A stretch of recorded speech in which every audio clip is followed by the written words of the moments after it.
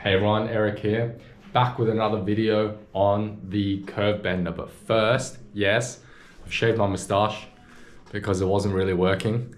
Some of the hairs just kind of turned reddish or light brown, and it made it look thinner than it actually was. So I guess now's not the time I can grow a mustache. Maybe someday in the future I can grow some good facial hair. But anyway, on to the Curve Bender. So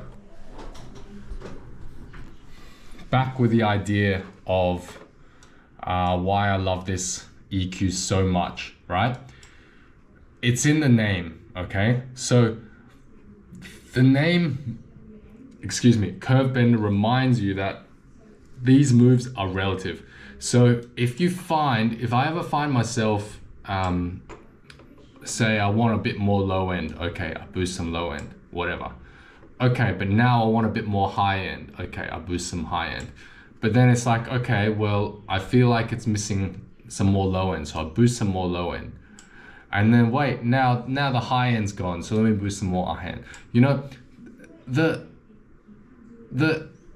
kind of limitations this EQ has reminds you that, hey, you know, it is a curve. It's called the Curve Bender. It is a curve, and the whole thing is relative to each other. So in an instant where you're boosting the low end and then you feel like you need more high end, instead of, you know, just going and boosting the high end again and then thinking you need more low end, just kind of cut the low end and leave everything the same. And then it will result in a little bit more low end, but also not as much loss to the high end as you perceive. And the fact that you only really have 5 dBs, or I don't even know if this is actual dBs. I think it's non-linear and the Q is proportional, especially for the shelves. But anyway, you only have like these steps, right? It's 0.5 dB steps times 5, so you got 10 steps.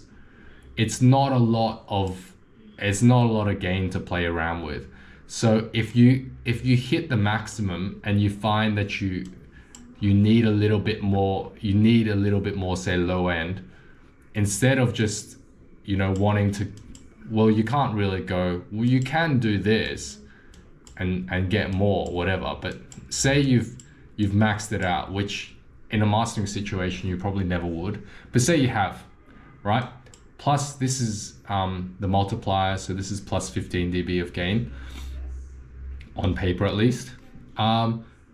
Instead of, well, you've maxed it out, so you can't really do anything more here. Instead of reaching for another serial EQ and boosting some low end after this, just like cut a little bit here, and then it will kind of balance it out. And this particular EQ reminds you to do that, which is why I love it so much. It kind of forces you to look at the mix rather than just using this as a top-down band-aid solution to get the tonal balance that you need, you know? So yeah, that's another reason why I love this Curve Bender by Chandler Limited. Thanks so much for watching this video. I'll see you again next time. Cheers.